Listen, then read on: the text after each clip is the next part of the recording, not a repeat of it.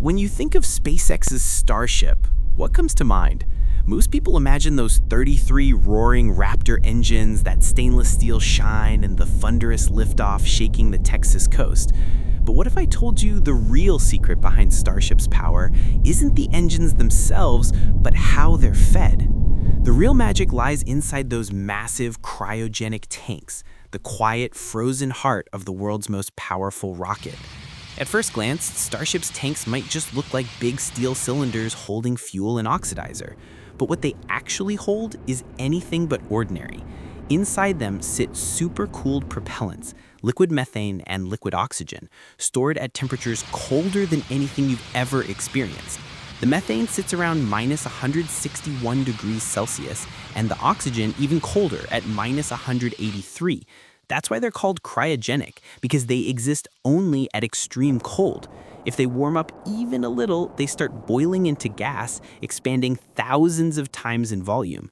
Controlling that temperature is the difference between a smooth launch and catastrophic failure.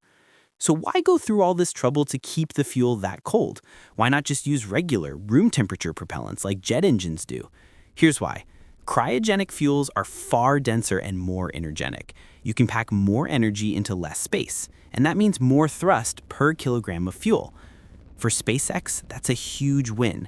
Starship is designed to carry over 100 metric tons to low Earth orbit, so every drop of efficiency matters.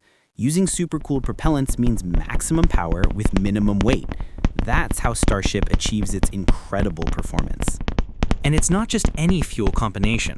Starship runs on a clean and efficient pair, liquid methane and liquid oxygen. Most rockets before Starship used kerosene-based fuel called RP-1, the same thing Falcon 9 uses. It's powerful but messy. RP-1 leaves behind carbon soot that clogs up the engine, which makes reusability difficult. Starship doesn't have that problem because methane burns cleaner.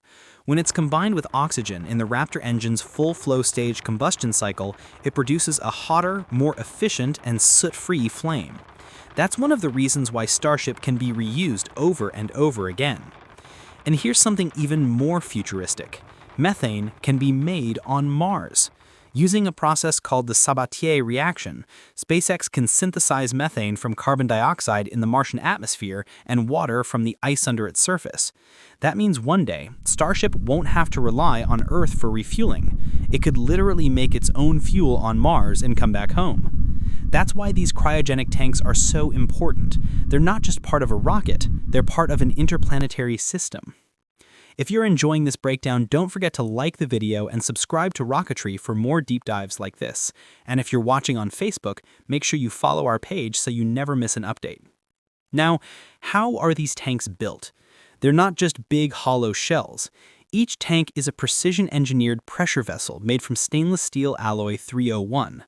SpaceX experimented with carbon composites and aluminum in the early days, but both had major drawbacks. Aluminum becomes brittle in extreme cold, and composites are expensive and difficult to repair. Stainless steel, on the other hand, gets stronger when it's cold. It doesn't crack easily, it's relatively cheap, and it can handle massive internal pressure. That's why it became SpaceX's metal of choice. Starship's structure includes two massive tanks, one for liquid oxygen at the bottom and one for liquid methane above it. On top of that, there are smaller header tanks that store propellant used specifically for landing. These header tanks make sure that during re-entry and landing, when the rocket flips around, the engines still get a steady, bubble-free supply of fuel. Without them, fuel would slosh around in zero gravity, creating air pockets that could cause the engines to sputter or fail during the final burn. Managing cryogenic fuel is like walking on a tightrope. As soon as you load the tanks, the liquid begins to warm up. Even the tiniest bit of heat from the outside world can make it start to boil. When that happens, gas forms and pressure inside the tank rises. If pressure climbs too high, the tank could rupture. Too low, and the engines could lose power or even shut down. That's why SpaceX uses something called autogenous pressurization. Instead of carrying heavy helium tanks like Falcon 9 does, Starship takes a small amount of its own propellant, heats it up into gas, and pumps it back into the tank to keep the pressure stable. It's elegant, lightweight, and reusable, a true engineering marvel. Now, let's connect this to engine performance. The Raptor engines are beasts. Each one operates at a chamber pressure of over 300 bar, which is about 300 times the pressure inside your car tire. At that level, even tiny fluctuations in fuel temperature or flow rate can cause instability or damage. The cryogenic tanks must deliver perfectly steady fuel, no bubbles, no uneven temperatures, no pressure drops. When they do, the engines perform flawlessly. That's how SpaceX achieves such high efficiency. Stable tanks means stable engines.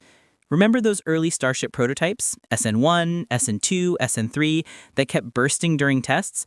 That was all part of learning how to handle these cryogenic pressures. The tanks failed not because they were weak, but because SpaceX was pushing them to their limits, finding the breaking points, and redesigning stronger versions. By the time we got to Ship 20 and Booster 7, the design had evolved massively. Thicker welds, better insulation, and stronger bulkheads. The tanks could now handle full cryogenic loads and the tremendous forces from 33 Raptor engines firing below them. And here's where it gets even more impressive, the thermal challenges. During re-entry, Starship's outer skin faces temperatures exceeding 1500 degrees Celsius, while the inside still holds fuel chilled to minus 180. That's a temperature difference of nearly 1700 degrees across just a few centimeters of steel. To survive that, SpaceX uses heat-resistant tiles on the outside and insulation layers around the tank's inside. It's like wrapping an ice cube in a blowtorch and expecting it not to melt. And yet, somehow, it works. Now think about what happens during launch. As those 33 Raptor engines ignite, they start guzzling propellant, literally tons every second. The tanks empty fast, pressure changes constantly, and every millisecond counts. The Autogenous pressurization system keeps everything in balance by converting a small amount of fuel into warm gas and cycling it back. When the booster separates, the upper stage tanks take over. Later, when it's time to land, those smaller header tanks kick in, feeding the engine smoothly even as Starship flips and falls back to Earth. That's how those beautiful controlled landings happen, and it all starts with stable, well-designed cryogenic tanks. If you're loving this kind of breakdown, take a second, hit the like button, and if you're new here, subscribe to Rocketry. We explore the deep engineering behind rockets, engines, and everything that makes spaceflight possible. And for those watching on Facebook, go ahead and follow the page. That small tap really helps us grow and bring you more space tech stories every week. Cryogenic tanks are the unsung heroes of Starship's reusability. Engines get all the attention, but if your tanks can't handle multiple load and drain cycles, you don't have a reusable rocket. Starship's tanks are designed to survive dozens of cryogenic cycles, intense vibration and high pressure without deforming or cracking. That's what allows SpaceX to relaunch the same vehicle again and again. They're also the key to Starship's long-term plans for Mars. When SpaceX starts doing on-orbit refueling, one Starship will dock with another and transfer liquid methane and oxygen between their tanks. That process requires near-perfect cryogenic stability. If the tanks can't maintain pressure or temperature precisely, the whole refueling mission fails. So these tanks aren't just storage, they're the foundation of deep space transport. SpaceX continues to improve them with every flight. They're experimenting with better insulation, more efficient chill-down systems, and active cooling loops that can minimize boil-off during long missions. Even a 1% improvement in cryogenic efficiency translates into more usable fuel, longer orbital operations, and bigger payloads. It's that kind of relentless refinement that keeps SpaceX ahead of everyone else in the game. Every time you see Starship on the pad, covered in frost, what you're actually seeing is physics and action. That frost is a sign the tanks are doing their job, holding liquid oxygen so cold it freezes the air around it. That's not decoration, that's telemetry you can see. Those white patterns tell engineers exactly how the fuel is behaving inside the tank. And that frost, that thin layer of ice, is one of the reasons Starship can deliver the kind of power no other rocket has ever achieved. So next time you watch a launch, don't just focus on the engines. Think about what's happening inside those tanks. The liquid methane and oxygen swirling, the constant balance of pressure and temperature, the invisible systems keeping everything alive. That's where the real engineering brilliance lies. Because the truth is, Starship's cryogenic tanks don't just store fuel, they boost performance, enable reusability, and make interplanetary travel possible. And when SpaceX eventually lands on Mars, it'll be those same cryogenic systems keeping the fuel stable, ready to take off again. The same tanks that once launched from Earth will help launch from another planet. That's not science fiction anymore. It's happening now. If you made it this far, you're clearly as fascinated by rocket engineering as we are. So don't forget to like this video, subscribe to Rocketry for more in-depth space stories, and if you're watching on Facebook, hit that follow button. Every share and reaction helps more people discover the incredible technology shaping our future beyond Earth. Because in the end, Starship's cryogenic tanks aren't just about cold metal and frozen fuel. They're about control, precision, and the quest to push human technology to its absolute limits. They're the silent strength behind every Raptor roar. And that's why the next time you see frost crawling up Starship's skin, remember, that frost isn't just ice, it's a heartbeat.